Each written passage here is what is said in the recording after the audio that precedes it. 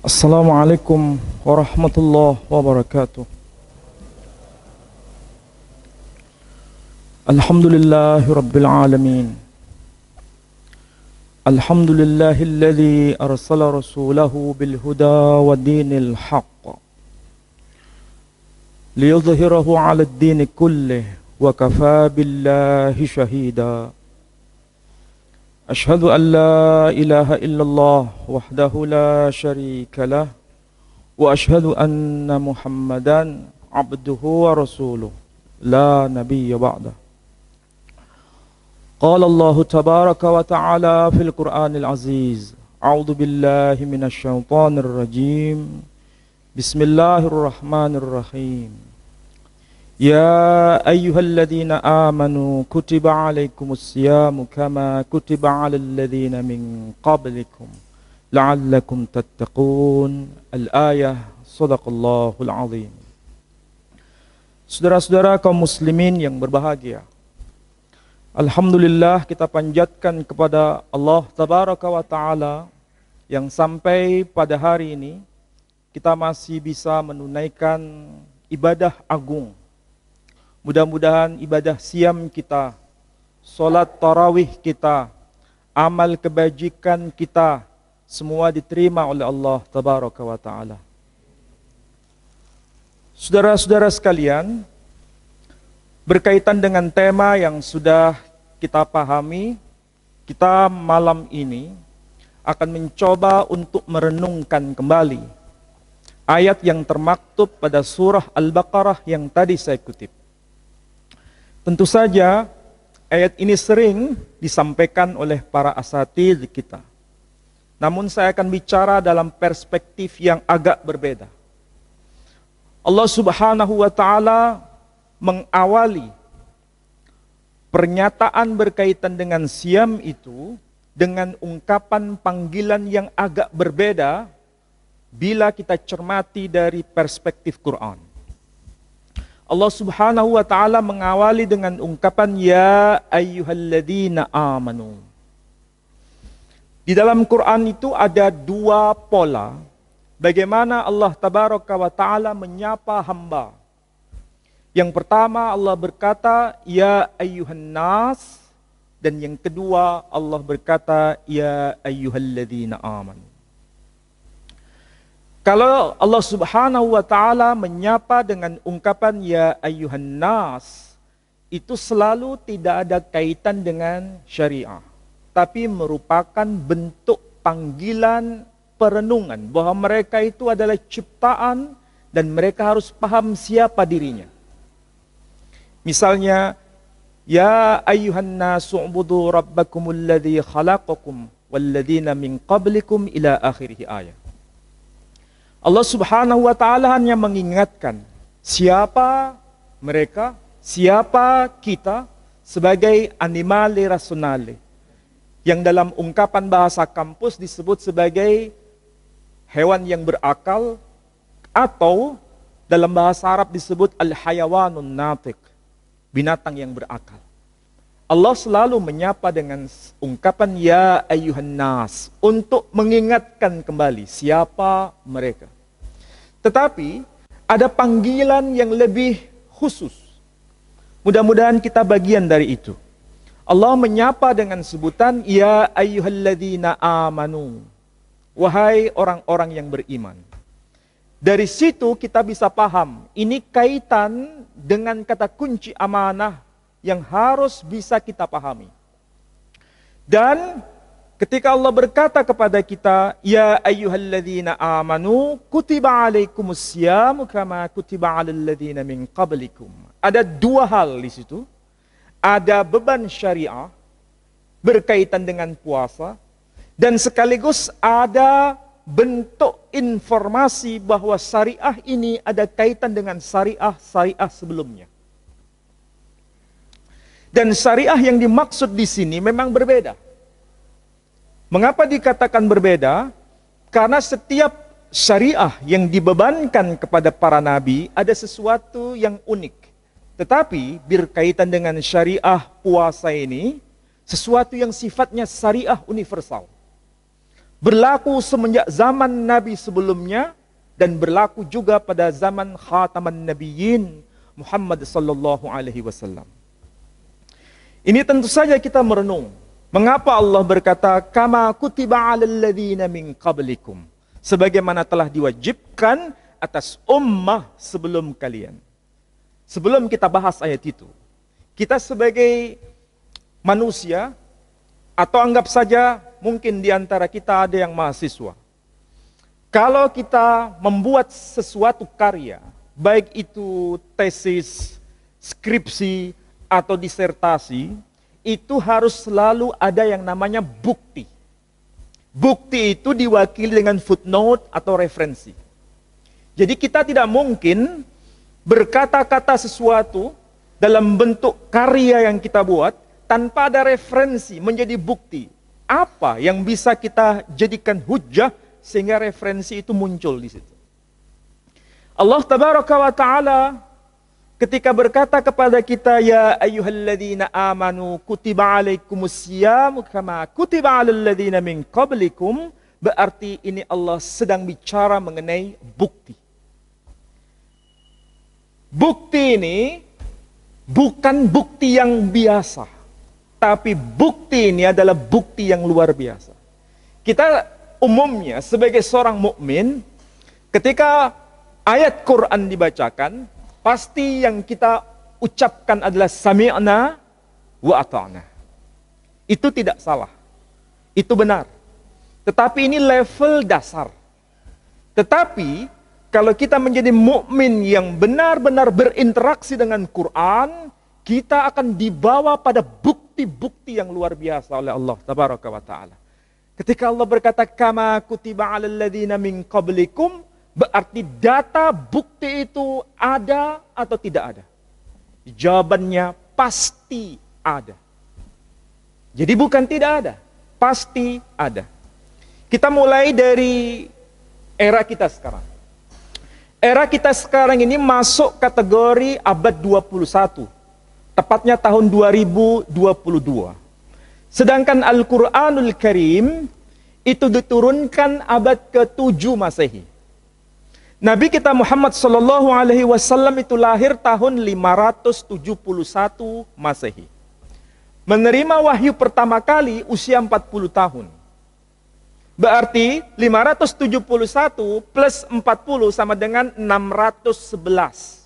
Itu berarti tahun di mana Nabi menerima wahyu pertama di Gua Hira, yakni Iqra bismi rabbikal ladzi khalaq, itu tahun 611 Masehi. Kalau tahun 611 Masehi, itu berarti masuk kategori abad ke-7. Berarti perintah puasa yang dibebankan kepada kaum muslimin ini berlangsung selama 1400 tahun semenjak Quran diturunkan sampai era kita sekarang.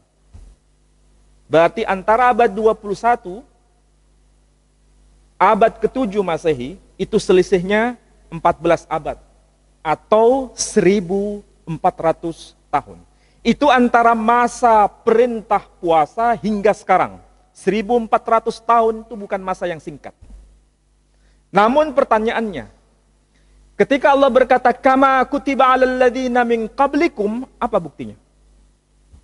Sebagaimana telah diwajibkan atas ummah sebelum kalian, apa buktinya? Kalau kutiba alaikumusiyam, buktinya ada. Berlangsung 1400 tahun. Tapi kama kutiba 'alal ladzina min qablikum, mana buktinya? Ini interaksi kita dengan Quran. Sekali lagi, Allah masih memelihara barang bukti itu. Di mana itu? Apakah sampai sekarang data itu ada? Dan memang betul ada. Cuma tidak ditulis dalam bahasa Arab. Dan memang diturunkan kepada nabi-nabi sebelumnya. Salah satunya adalah Sefer Yirmiyahu.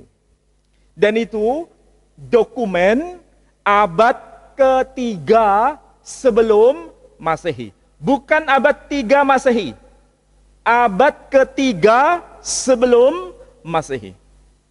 Apa yang tertulis dalam Sefer Yirmiyahu? Dikatakan wa yahibu shanaha hamaisyid Dan pada tahun yang kelima, Lehoyahim melek Yehuda. Raja Yoyahim, raja kerajaan Yehuda. Apa yang terjadi pada masa tahun kelima itu? Dikatakan, Hakadosh hatasyi'i kar'usom lefanai Adonai lekol ha'am berusulaim. Ini bahasanya agak mirip dengan bahasa Arab memang. Hakadosh hatasyi'i. Arti harfiahnya, kuduskanlah bulan yang ke-9. Tasu'a, apa itu? Anda pasti tahu. Hakadosh hatasyi'i, kuduskanlah bulan yang ke-9. Mengapa diperintahkan untuk menguduskan bulan ke-9? Kar'o som, serulah mereka untuk som, lefanai Adonai, hanya semata-mata untuk Tuhan, lekol ha'am berushalayim, untuk seluruh ummah yang tinggal di kota Yerusalem. Pertanyaannya, mengapa dikatakan kar'o som, serulah mereka som? Som itu terdiri atas 3 huruf. Sode, Vav, Mim. Kalau bahasa Arabnya Sod, Waw, Mim. Dibaca apa? Som. Jadi bahasa Ibraninya Som, bahasa Arabnya Saum atau Syam. Ini fakta. Abad ketiga sebelum Masehi. Coba kita hitung-hitung matematik. Abad ketiga sebelum Masehi. Manuskrip ini sampai sekarang masih ada. Disimpan di Museum Israel. Cuma bukan bahasa Arab, bahasa Ibrani. Hakadosh hadasiyai kar'osam, kuduskanlah bulan ke-9, serulah mereka untuk som. Kalimat seperti ini masih ada. Seandainya itu dimakan rayap, kita nggak punya data lagi. Tapi Allah masih menjaganya untuk menjadi bukti bahwa Quran itu benar. Coba hitung matematik. Abad ketiga sebelum Masehi, lanjut ke abad 7 Masehi, itu selisihnya 10 abad alias 1000 tahun. Itu bukan masa yang singkat, itu masa yang panjang. Maka saudara-saudara, inilah Al-Quran, inilah mukjizat Al-Quran yang sampai sekarang benar bisa dikonfirmasi kebenarannya. Jadi kalau Quran berkata kama kutiba 'alal ladzina min qablikum, sebagaimana telah diwajibkan atas ummah sebelum kalian, itulah bukti yang tidak bisa ditolak oleh siapapun. Maka saudara-saudara, memang luar biasa ini Quran. Bisa dipertanggungjawabkan kebenarannya. Dan kalau kita lihat pada ayat-ayat berikutnya, perintah siam itu di bulan yang amat spesial. Syahrul Ramadan alladzi unzila fihil Quran hudal linnasi wa bayyinatin minal huda wal furqan. Bulan ini, bulan Ramadan itu, kita hitung sekarang. Bulan Ramadan itu bulan keberapa? Bulan Ramadan itu bulan keberapa? Bulan ke-9. Inilah informasi yang saling menopang. Pada ummah sebelumnya, hanya disebutkan untuk berpuasa pada bulan ke-9 tanpa menyebutkan nama bulannya. Sedangkan Quran ketika turun disebutkan nama bulannya untuk berpuasa tanpa disebutkan urutan bulannya pada Quran. Jadi kalau ditanya, bulan ke-9 itu bulan apa? Bulan Ramadan. Bulan Ramadan itu bulan keberapa? Bulan ke-9. Ini teori siksak namanya. Dan itu berlangsung 1000 tahun. Maka saudara-saudara, ini luar biasa. Alhamdulillah sekarang kami baru saja membeli gereja di Klaten. Di Klaten ini sekarang tarawih yang pertama. Dan sekaligus sholat Jum'ah yang perdana. Dan gereja itu sekarang diberi nama Masjid Isa Al-Masih. Sekarang. Namanya menjadi Masjid Isa Al-Masih. Dan sekarang jamaah sudah membludak. Ya Alhamdulillah, ini merupakan sebuah, bisa dikatakan rezeki dari Allah untuk kita semakin menguatkan iman kita. Bahwa bukan hanya di luar negeri gereja bisa kita beli. Tetapi di Indonesia pun gereja bisa kita beli. Artinya apa? Semakin banyak orang sudah mengenal Islam sehingga yang namanya tempat ibadah non-muslim itu semakin sepi. Dan ini fakta real.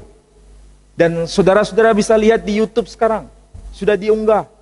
Tetapi kita punya kebijakan, kita punya toto kromo.